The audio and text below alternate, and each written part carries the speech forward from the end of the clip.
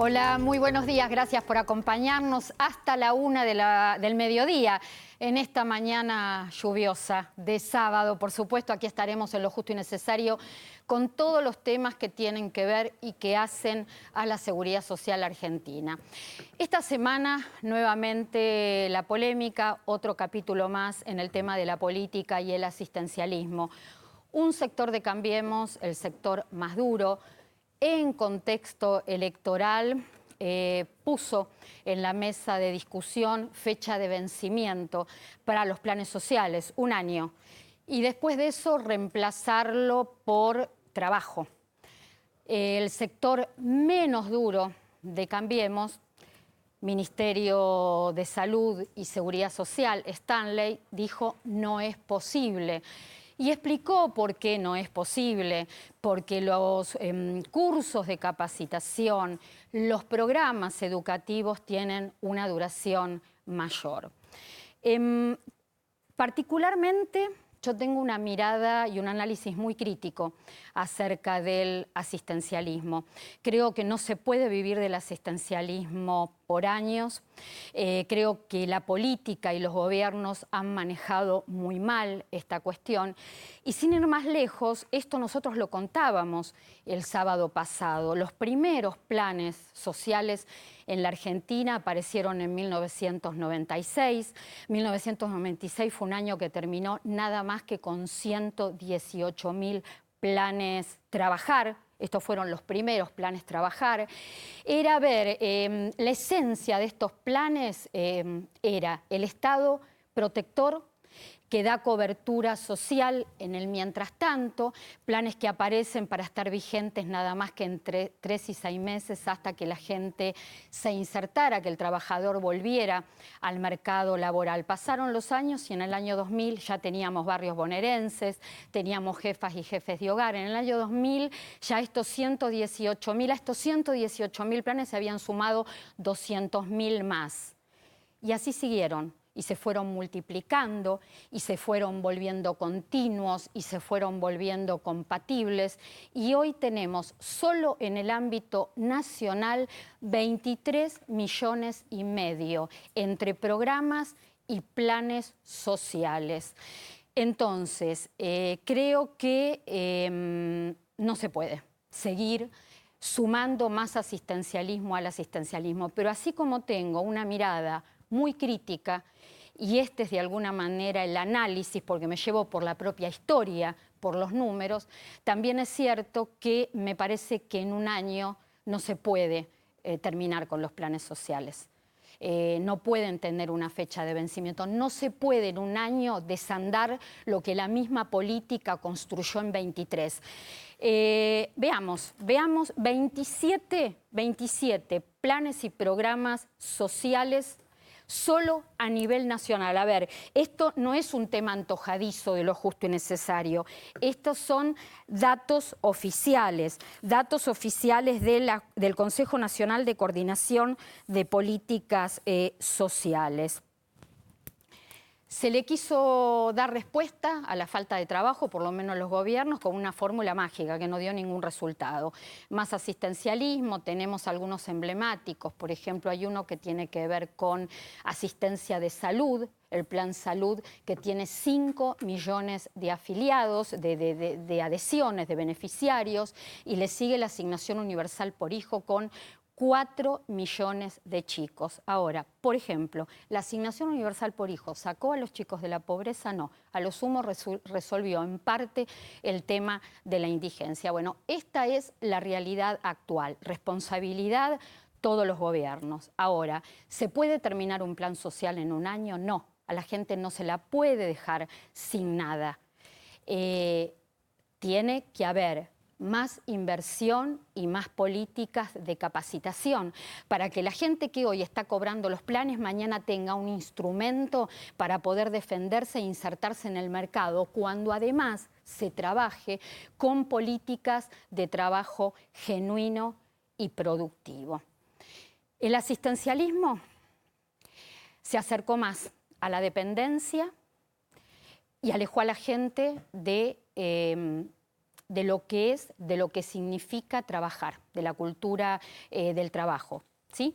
Y además, por más que hoy me digan, y esto es cierto, ya hace tiempo que hay más controles, que el plan social tiene una contraprestación, que los planes sociales y los programas sociales están todos bancarizados, la política no me puede negar que el clientelismo estuvo durante muchos años justamente asociado a los gobiernos y al asistencialismo.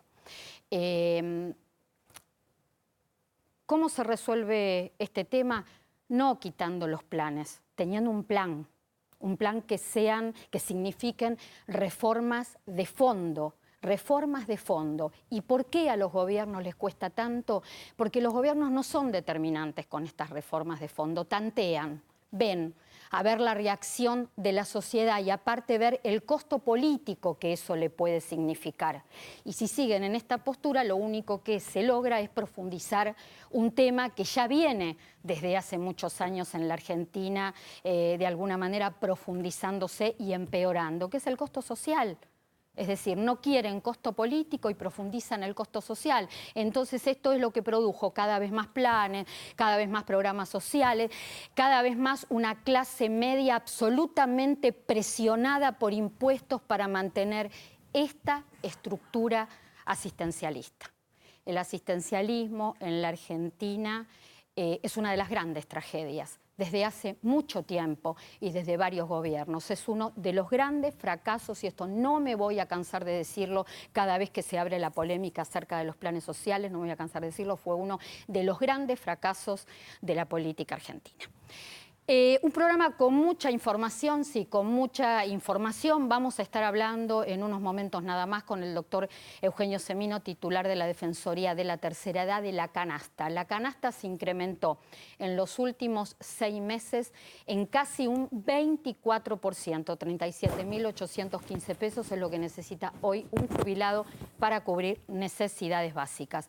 Vamos a estar hablando con el doctor Adrián Trócoli acerca de las preguntas que nos hacen cotidianamente, las consultas que se generan de alguna manera cada vez que empieza a correr el rumor de una posible reforma previsional. Si se viene la reforma y tengo derecho a acceder a la jubilación, me conviene esperar, me tengo que jubilar, ¿cómo se determina la jubilación? ¿Cómo se determina la pensión? Si después de estar jubilado vuelvo a trabajar, ¿mejora mi condición en cuanto al tema de bolsillo?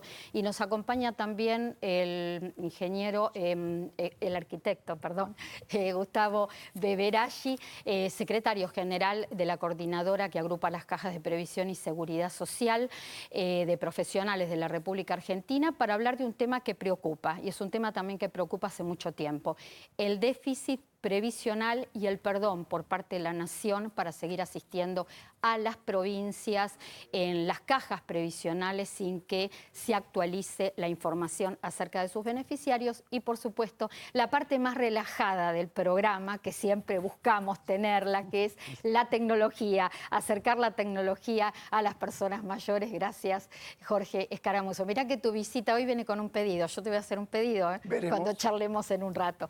Bueno, mientras tanto les cuento, ya me voy al encuentro del titular del Instituto Nacional de Servicios Sociales para Jubilados y Pensionados, el licenciado Sergio Casinotti, para hablar de la obra social más importante del país, actualmente con 5 millones de afiliados. Sergio, gracias por venir. Gracias a vos, Clara, al contrario. Antes que nada, estaba de vacaciones. Nos cuesta a los periodistas desvincularnos de la información y vi una entrevista televisiva que le realizaron a Sergio Massa. ¿Y por qué destaco esto? Porque Sergio Massa es un referente, una persona que pasó por ANSES un largo tiempo, que se convirtió en uno de los referentes y conocedores de la seguridad social en la Argentina, y cuando le preguntaron qué funcionarios destacaría del Ejecutivo de Macri, mencionó a Rogelio Frigerio y te mencionó a vos. Dijo: Sergio Casinotti ha hecho un buen trabajo gerencial y un buen ordenamiento de cuentas. Vos estás al tanto. Sí, sí, me llegó el comentario. ¿Qué pensás? Bueno, está bueno que se reconozcan los trabajos serios, ¿no? Nosotros hicimos un trabajo profundo en PAMI en estos 30 y pico de meses que tengo de gestión, trabajando muy duro sobre desvíos, sobre auditorías, sobre mejorar la calidad de información. Hoy PAMI tiene una información que no ha tenido en los últimos 20 años, ¿no? Sobre medicamentos, yo creo que tenemos la información más importante que hay en Argentina. Entonces, todas estas medidas que fuimos tomando, que son herramientas muy concretas de gestión, es lo que él debe haber valorado seguramente, ¿no? Y es lo que nosotros seguimos trabajando en los próximos meses. A mí la sensación que me dio es, a raíz de esto que te comento, que de alguna manera el mensaje ha llegado, porque me acuerdo que cuando nosotros recién nos conocimos, vos mencionabas que, que asumías en un organismo muy politizado. Convengamos, y que siempre ha estado en el ojo de la tormenta. Y sin embargo, vos decías, yo no vengo a hacer política, vengo a gestionar. Exacto, sí, sí. ¿Crees que estás cumpliendo esa misión? Ese es el perfil que nosotros le dimos, ¿no? Con una muy buena relación con todo el arco político, porque tenemos muy claro cuál es nuestro objetivo, y nuestro objetivo son los jubilados, son los adultos mayores. Entonces, si yo necesito reforzar prestaciones en una provincia donde está dirigido por un gobernador de la oposición o que tiene un ministro de salud designado por un gobernador de la oposición, yo tengo que tener una excelente relación con él, tengo que ese hospital me preste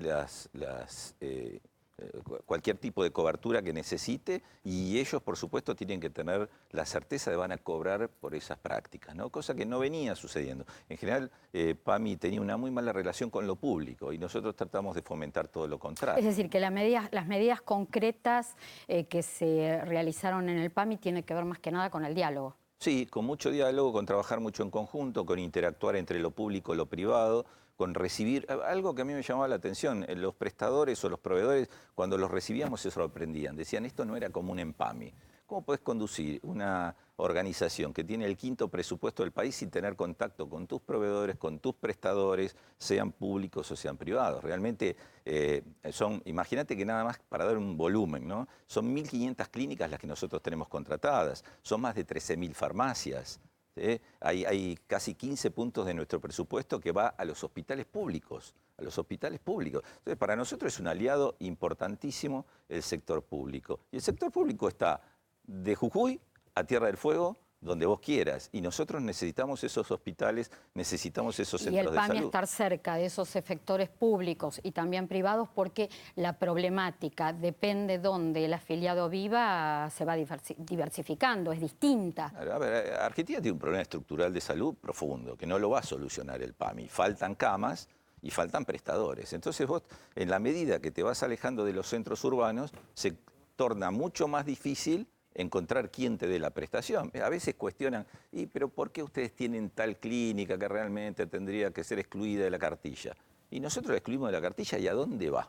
¿No? Entonces, tenemos que controlarla, tenemos que auditarla, hacemos 35.000 auditorías de terreno mensualmente, pero no podemos alegremente dar de baja a aquel que no tenga el gran nivel de acreditación. Te quedás sin lugar de atención. Te quedás sin atención. Y vos lo que necesitas es que alguien esté cerca para resolverte la primera situación. Y tenerlo lo mejor predispuesto posible. Claro, después, si el caso es complicado, bueno, efectuarás la derivación con ambulancia, con un avión, con lo que sea, a un centro de mayor complejidad. Pero algo cerca es necesario tener. Y yo siempre comento, cuando vos analizás la provincia de Buenos Aires con sus 135 municipios, hay 47 que el único prestador es un pequeño hospital municipal. Entonces, si yo no tengo ese prestador a mano, ese prestador que me ayude cuando surge el inconveniente, no tenés atención. No tengo a nadie.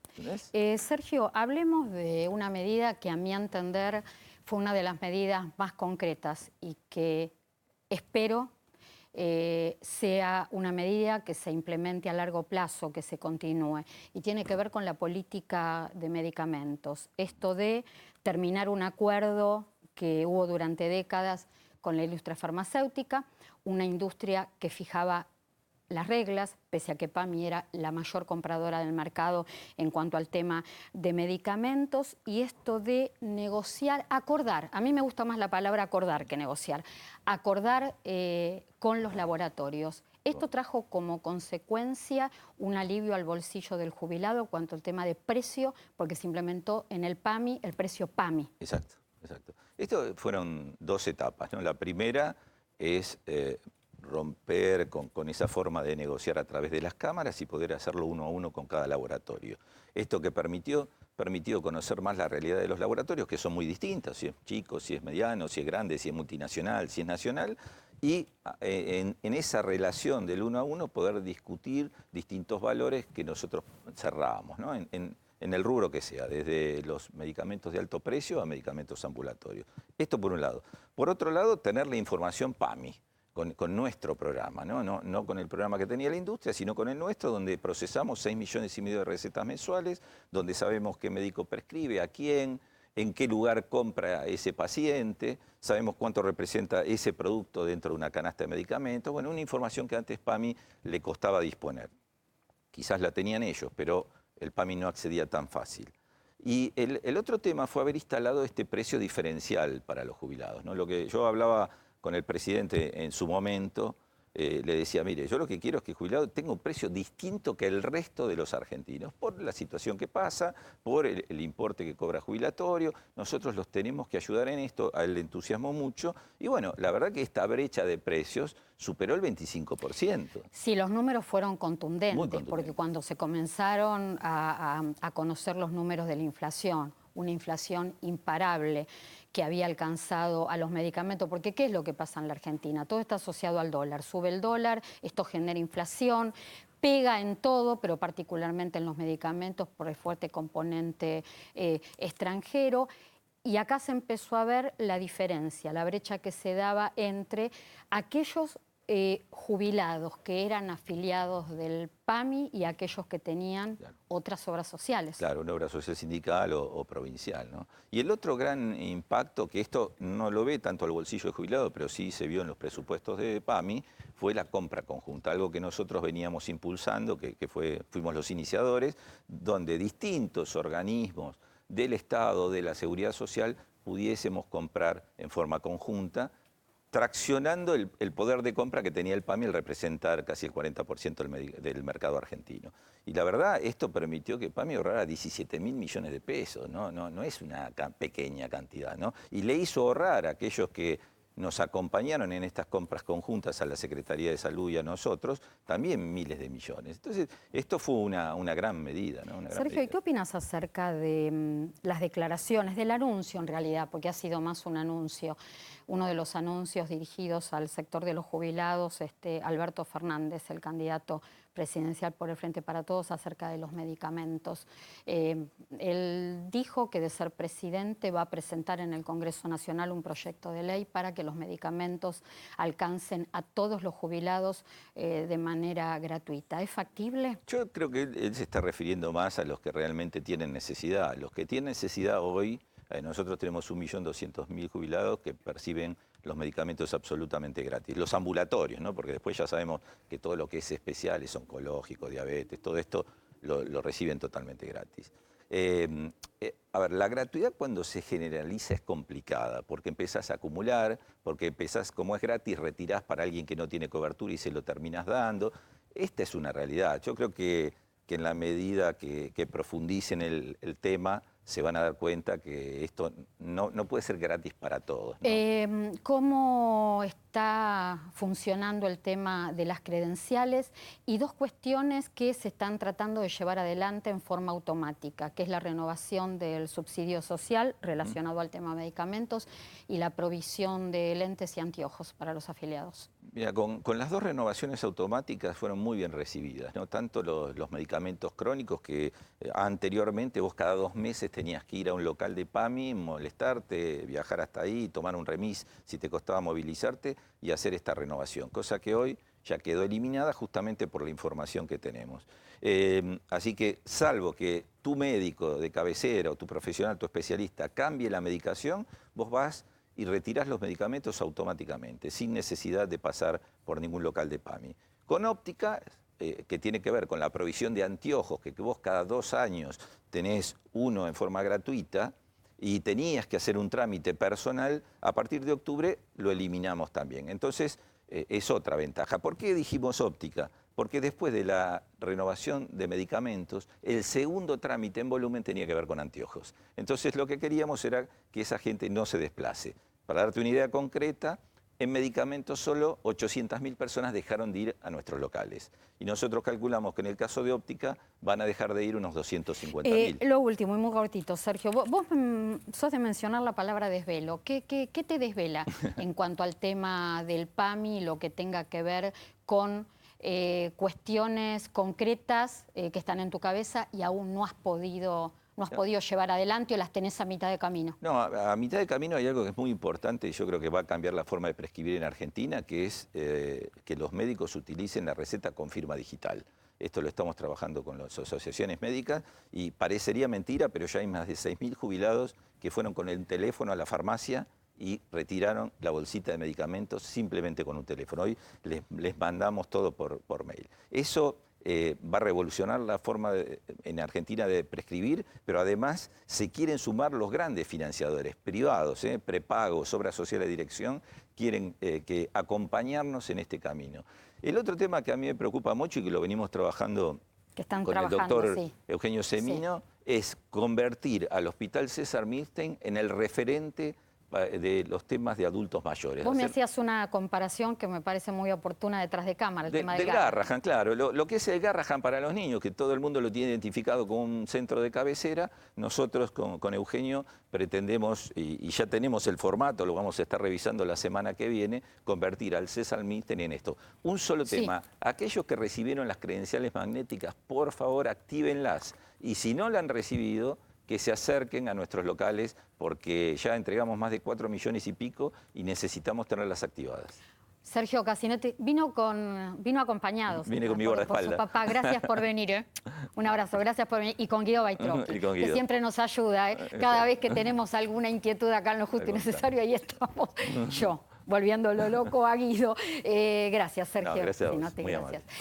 Canasta Jubilados, lo mencionaba en la apertura del programa. Cálculo, podríamos decir, excepcional por parte de la Defensoría de la Tercera Edad de la Ciudad Autónoma de Buenos Aires en el mes de octubre. A partir del 1 de octubre, la canasta básica, el valor, lo que necesita un jubilado para cubrir las necesidades básicas son 37.815 pesos. Ha tenido en los últimos 6 meses un incremento de casi el 24%. Y por supuesto le pregunto a Eugenio Semino, cada vez más difícil. Sí, nosotros calculamos la canasta desde hace una década semestralmente, en realidad para que el sistema político institucional tome cuenta, es decir, tome cuenta y relacione lo que es la elaboración de una canasta que por otra parte es muy austera, es decir, no es para tirar manteca al techo, sino simplemente para tener un nivel de consumo aceptable, y que se tomen los recaudos conforme lo que se está viendo, inclusive con algunas particularidades, porque a veces dicen, pero ¿cómo 30 y pico de mil pesos? Y yo digo, vos podés vivir con eso, pagar una casa, y en realidad todo el mundo te reconoce que no. Ahora, el jubilado gana en cuanto a la mínima 13.000 pesos, el discapacitado 10.000 pesos. Claro, es un tercio de esa canasta. A medida que vas bajando y pasas a la parte no contributiva, es menor el ingreso. Claro, y lo que históricamente tratamos de demostrar es que esto responde a un Estado bobo. Es decir, el Estado gasta muchísimo más en mantener la pobreza que en resolverla. Sí, un poco lo que hablábamos en la apertura del programa. A mí acá me gustaría la opinión, por supuesto, Jorge, de Trócol y de Gustavo Beberaggi, porque vamos a hablar también de déficit previsional. Hay dos cuestiones, creo muy que grave. La primera es obvia. No se puede vivir con menos de... Siempre hay una... Volvemos a la charla café que siempre tenemos. Eugenio dice 30, yo digo, pero con 25 llegamos. Creo que es errarle en la discusión, decir... el 82% del salario mínimo vital y móvil, le dimos un 10%, que yo. Estamos lejísimos de un piso. Exactamente. El piso podrá ser medido así, podrá ser medido por la UCA, digo, por la institución que sea, pero nos da un parámetro muy, muy lejano No podemos estar a 40% con suerte, y ahora se aumentó la brecha, porque históricamente estaban en el 40% Sí, los últimos... ahora están en sí, 30. 30. Es decir, 30%. puede cubrir un jubilado de la mínima solo puede cubrir Un el 30%. 30% de la canasta. Perdón, mi mensaje es sencillo. Quiero que un día nosotros estemos acá diciendo, che, estamos en el 90% de la canasta. ¿Podemos mejorar o nos conformamos con eso? Sí. Que en realidad... Lo primero que se tendría que mejorar o en paralelo sería la tasa de sustitución. La tasa de sustitución. Ahí está. Acá hay una... perdón, yo simplemente quería plantear el abanico de cuestiones. Sí. Primero, tasa de sustitución, jubilaciones muy bajas, alto costo de vida. Estos son los problemas. Y esto tira con la contracara que no hay plata para repartir. Que vamos a hablar... sí, La por frazada favor. corta realidad es es- sencilla, ¿no? La realidad es esa, como decía Clara, porque de lo que hoy se ha hablado dramáticamente es el déficit económico. Lo que ustedes están planteando es el déficit social del sistema, Así es. que tampoco está medido, ¿no? Claro, y siguiendo lo que señala Gustavo, uno lo que pretende con esto, lo que pretendimos frente al sistema político históricamente, y en cuanto existe una oportunidad en términos de debate de esto, porque hoy, ¿qué pasa? Es como que se ha naturalizado, de los jubilados no habla nadie, o de la situación Es del natural adulto que se mayor. mueran de hambre. Estamos hablando desde el 90.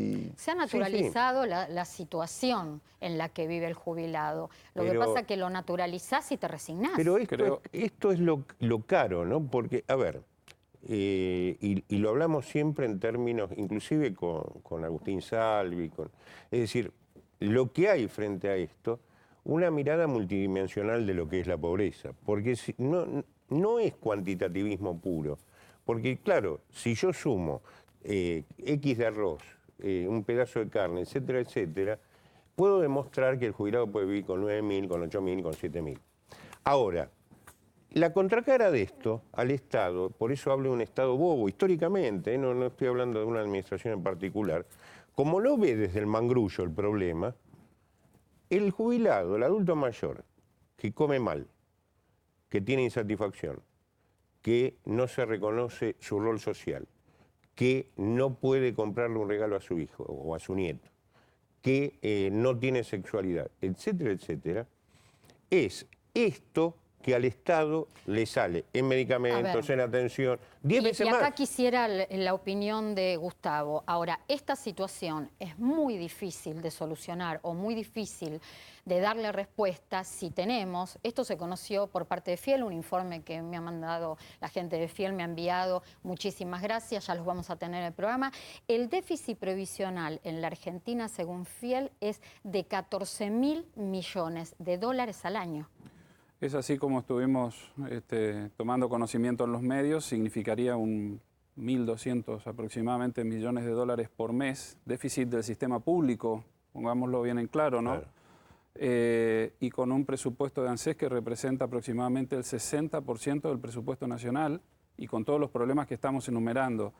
Pero siguiendo con lo que decía Eugenio, en la medida que esto no tome una dimensión de conocimiento público, tu editorial fue excelente y creo que esa conclusión debería llegar cada uno de los argentinos para que podamos tomar real conciencia de la problemática que esto significa, de la afectación que genera no solamente en la economía nacional, sino en el resto de los sistemas, en los sistemas como los nuestros para profesionales que solamente tenemos ingresos por aportes exclusivos de los afiliados o de la comunidad vinculada en la que participamos.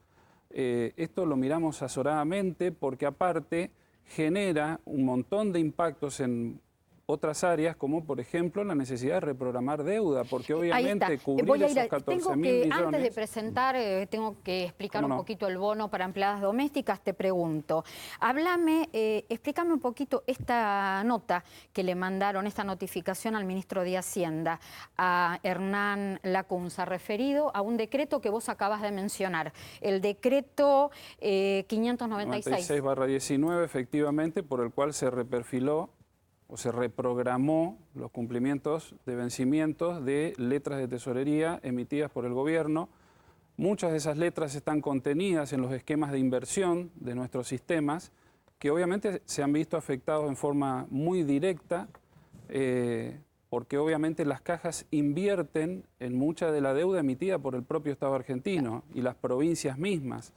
Entonces, este reperfilamiento nos ha impactado en forma directa y le hemos pedido mediante ese expediente al Ministerio de Hacienda que nos exceptúe de ese reperfilamiento, porque obviamente nuestras inversiones no tienen contenido especulativo. Bueno, ahora seguimos. Afectó el Fondo de Sustentabilidad también. Obviamente muy ha cortita. afectado al Fondo de Garantía de Sustentabilidad y todas Pero el las Fondo de Garantía inversiones que la no se misma usa. Ustedes Estado- tienen que pagar prestaciones y las inversiones que tenían, el Estado no le está dando el resultado de las inversiones y están en juego el pago de las jubilaciones actuales, ¿o estamos hablando de acá? No, estamos hablando de una afectación directa de los beneficios actuales. O sea, estamos hablando de dinero puesto a inversión para reconocimiento de beneficios actuales, y el impacto a largo plazo también es altísimo, porque la afectación actuarial que produce esta clase de reprogramaciones, que nosotros sí las medimos y las cuidamos, recuerdo que nuestros sistemas no pueden ser deficitarios, no tenemos ningún Claro, tipo no, Yo de... tenía que quiero, cortar, a ver. por ahí decirlo de otra manera. No están pudiendo pagar la movilidad que quieren simplemente porque no les devuelven la inversión. Es así de claro. sencillo. Es así Yo de tenía claro. que ir al bono. Sí. Perdón. Pero él se me apura, entonces yo voy a Vamos al seguir. bono, vamos al bono. No, al bono no. Era para pelearte. Porque todo lo que planteó Gustavo a través de la pregunta que le hiciste me da pie para que hablemos del perdón. Del perdón se publicó en el boletín. El perdón de la nación a las cajas, a los gobernadores en realidad, para seguir asistiendo a las cajas previsionales provinciales sin que actualicen información, porque la condición era esa, te ayudamos, pero actualización de información. Van a seguir ayudando sin, por lo menos, este requisito. Yo estuve en una provincia esta semana Sí.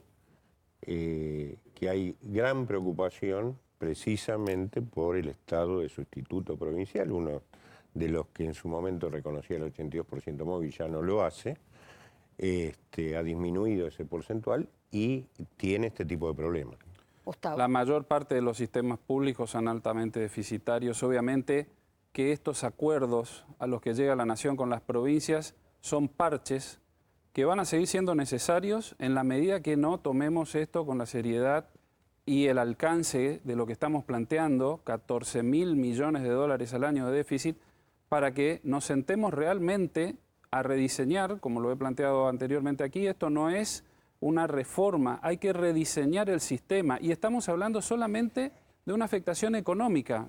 Hoy estábamos planteando afectaciones sociales y ni siquiera hemos incorporado un montón de cuestiones. Yo vengo del Congreso de la Organización Iberoamericana de Seguridad Social, donde se planteaban las nuevas modalidades de trabajo por plataformas informáticas que utilizan muchas veces a la población que por desconocimiento de sus derechos y obligaciones previsionales y laborales terminan siendo captados para una relación laboral totalmente denigrante. Y vos me mencionaste y que nos fuera de cámara sorprendemos. algo muy interesante. No solamente hay que reestructurar, organizar, trabajar sobre reformas de fondo, sino educar.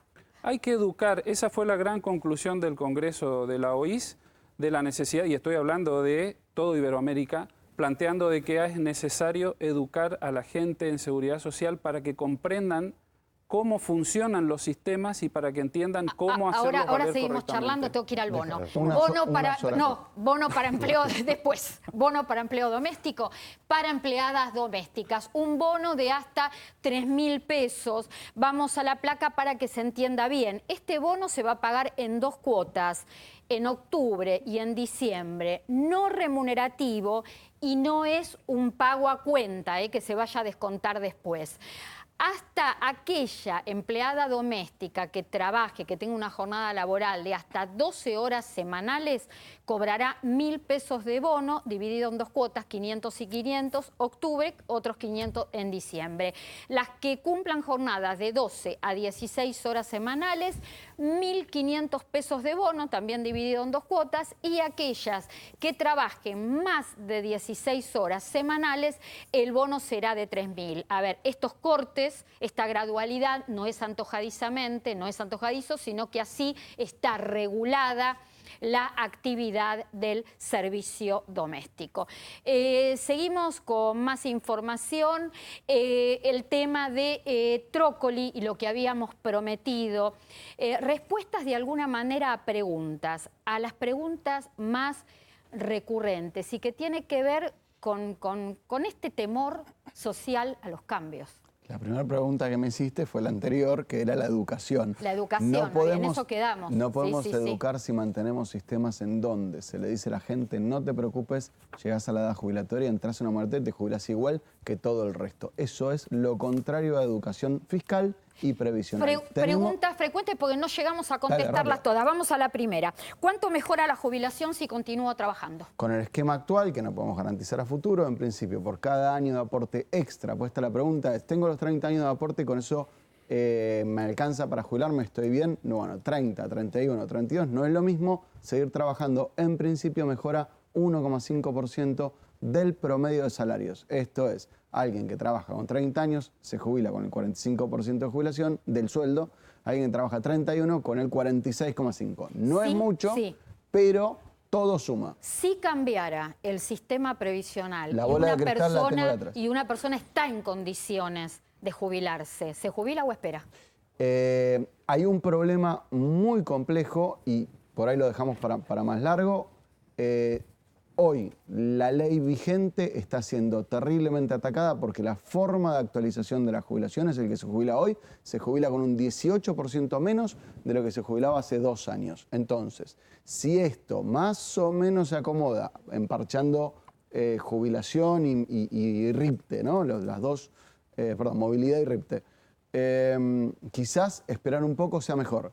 Antes de una reforma no es el momento de salir corriendo. Sin la edad requerida. Perdón, y los que ya se jubilaron, no tuvieron opción, quizás tengan lamentablemente y por enésima vez tener que salir corriendo a tribunales. Sin la edad requerida y con la cantidad de aportes cumplidos, los que exige la ley, ¿se puede solicitar jubilación anticipada? No. Acá hay un mito de que existe algo así como la jubilación anticipada. Existió durante las AFJP, estaba en la ley. La teoría es que las AFJP iban a funcionar tan bien que iban a permitir acumular dinero suficiente como para jubilarse antes. Esto desapareció con las AFJP, llevamos 11 años de eso. Y lo que existió después, en algún momento, para paliar el desempleo, básicamente, fue jubilar a gente que tenía los requisitos de aporte y se podía jubilar 5 años antes. Esto duró solo por 2 años, no existen proyectos con estado parlamentario en este momento, no hay jubilación anticipada. Me quedan 2. ¿Cómo se calcula el haber de pensión? ¿Cómo se calcula? Esto es un ping-pong genial, gracias Clarita, te adoro. El haber de pensión se calcula muy distinto a lo que se calcula el haber jubilatorio. Y hago una disquisición rápida. No es lo mismo la pensión de aquel que estaba jubilado o tenía derecho a jubilarse, persona, varón mayor de 65 años, que se jubila, se hace una jubilación ficta, se calcula cuánto se calcula la jubilación y de eso pagan el 70%, que lo se calcula una pensión directa. Alguien menor de 75 años cobra el 70% de lo que le hubiera correspondido cobrar al fallecido en el caso de invalidez. A ver, en castellano, 49% del promedio de los últimos 5 años, redondeo en 50, es la pensión directa, le decimos nosotros. Dejé esta pregunta como última consulta porque a mi entender la mayoría de la gente de la sociedad no lo sabe. Si fallece el jubilado y este jubilado que fallece estaba haciéndole juicio al Estado por reajuste de haberes, ¿qué pasa con ese juicio? ¿Queda inconcluso? No, nota de café, esto lo dijimos muchas veces, pero siguen preguntando lo mismo y me han preguntado personalmente muchos del canal, por eso quizás estamos insistiendo, creo que viene la producción por ese lado. No, si el jubilado fallece durante el trámite de un juicio, en donde los juicios lamentablemente acumulan 6, 7, 8, 9 y 10 años sin cobrar, lo cobran los hijos, los sobrinos, los tíos. Si hay viuda, lo continúa la viuda, pero esa plata no se pierde. No pierdan contacto con el abogado que lleva el juicio. Perdón, si lo terminaron y hay una sucesión pendiente, solo se puede hacer a través de ejecución, que venga el señor director ejecutivo del ANSES y me muestre los 3 casos que pagaron en los últimos 5 años. 8, 9 y 10 de octubre se realizó un congreso. Que estuviste, con un lema, un seminario internacional, las reformas de la seguridad social en el marco de las nuevas relaciones de trabajo. Es así, en Paraguay. Eso es lo que te comentaba exactamente en Asunción. Sí, pero ¿sabes qué? Lo mencionabas hace unos momentos. Ahora, ¿cuál fue el balance? Porque me parece que el balance no fue muy bueno. El balance en realidad en general de la seguridad social en Latinoamérica obviamente viene con muchos de los problemas que contenemos en Argentina replicado en la variedad de los países. Entendamos que aquí hay una diversidad de sistemas que van desde una capitalización individual pura hasta sistemas complementarios de reparto y capitalización, por lo cual la mayoría tienen afectaciones específicas respecto a lo que planteaba recién de las nuevas modalidades laborales, del envejecimiento de la población, del ingreso de la mujer dentro del ámbito laboral y de un montón de otras cuestiones que progresivamente se están estudiando, pero que quizás no están llegando al tiempo necesario como para poder tener las soluciones específicas. Te cuento una anécdota de España. España tiene realizados y ya sentencias, juicios hacia una de estas empresas de plataforma internacional y no logran encontrar desde hace 2 años dónde notificar a la empresa que tiene que pagar la sentencia, por lo cual obviamente las nuevas modalidades laborales están siendo un impacto muy fuerte sobre los sistemas. Repito, en la Argentina todavía estamos sin analizar esa cuestión, sin ver lo que ocurre con los jóvenes cuando se incorporan en el mercado laboral y en la asistencia que pueden tener desde los sistemas de seguridad social. Cronogramas de pago y después hablamos de tecnología y personas mayores y además quiero un minutito del programa para preguntarle a Eugenio que nos cuente acerca de un pedido sobre el que sigue insistiendo al Poder Ejecutivo y tiene que ver con jubilados. Cronogramas de ANSES, jubilados y pensionados, mensual octubre. Voy a tomar un poquito de agua. Y sigo, muy bien. A ver, es que no superen los 14.705 pesos, una terminación de documento por día hábil entre 3 y 6.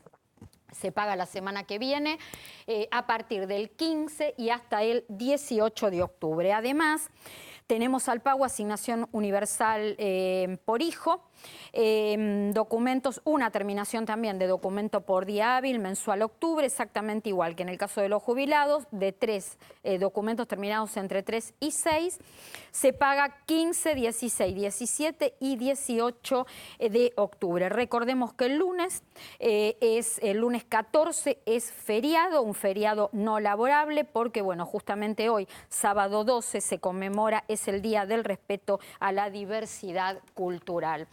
Mayores conectados, ¿sí? Mayores conectados y todo lo que tiene que ver con tecnología y adultos mayores. Exacto. Y una pregunta que también se vuelve recurrente, sí. A la hora de que las personas mayores quieren acercarse a la tecnología, es siempre el mismo miedo, el mismo temor. Podré ver, podré entender y periódicamente les estamos diciendo que sí, porque ustedes adaptan esa tecnología. Tanto el teléfono como la computadora preparado para eso. Hay muchos casos, acá si la cámara me permite, muchos me preguntan por el teléfono, ¿no? Por ejemplo, si para marcar el número los botones, ¿sí?, son grandes. Acá estoy mostrando que los botones son grandes. Y otra cosa que quieren saber, por ejemplo, es, voy acá, la letra.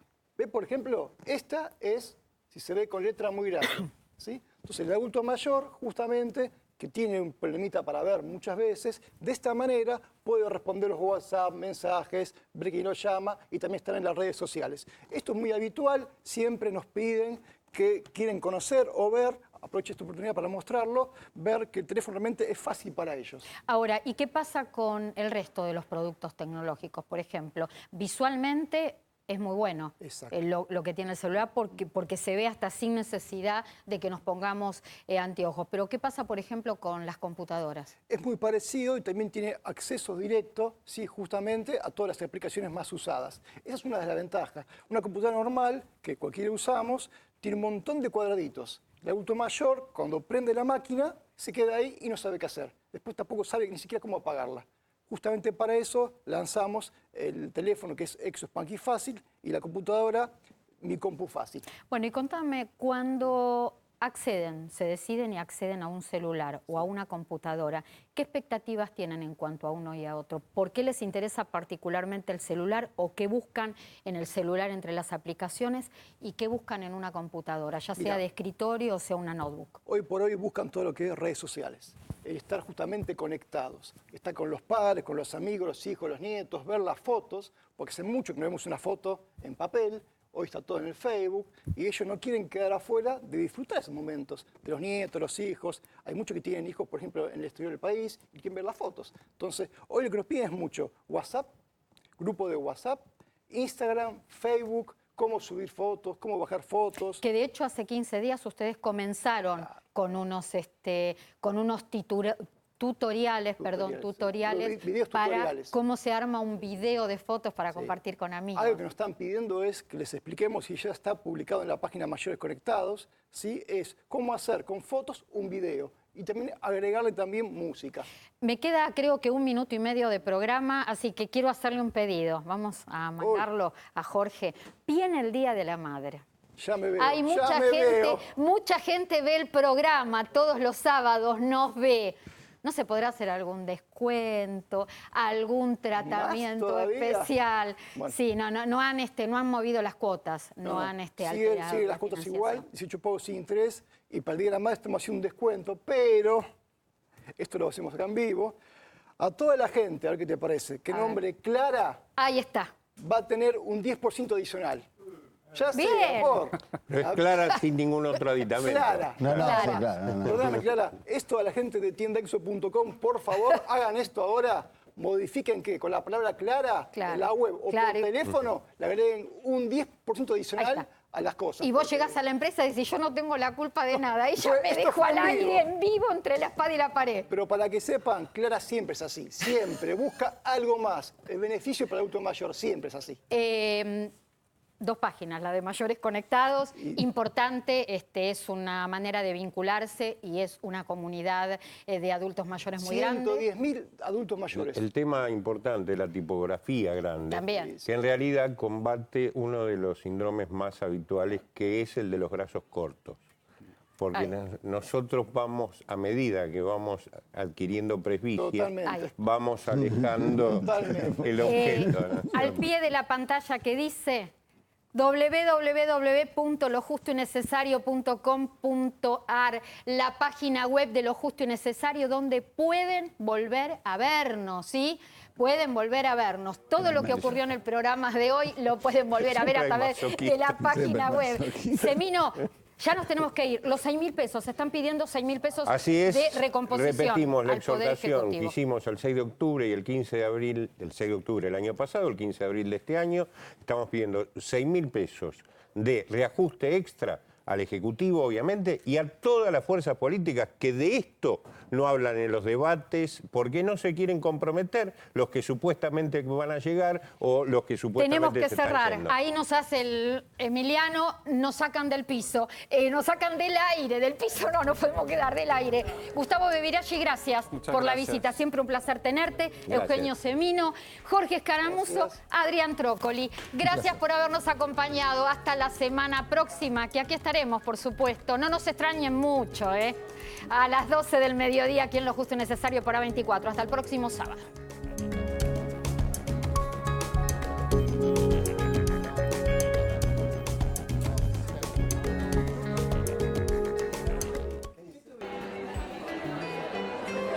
Si la vas a hacer, hacela bien. Hacela con tu 100%. Si la vas a hacer, hacela bien. Ahorrá en tus compras con las tarjetas del Ciudad. Tenés 25% de descuento en supermercados. Pedí la tuya online. Banco Ciudad. Te quiere ver crecer. En Provincia ART, nuestra meta es protegerlas de todos. Ingresá en provinciaart.com.ar o llamanos al 0800-333-1278. Provincia ART, con el respaldo de Grupo Provincia.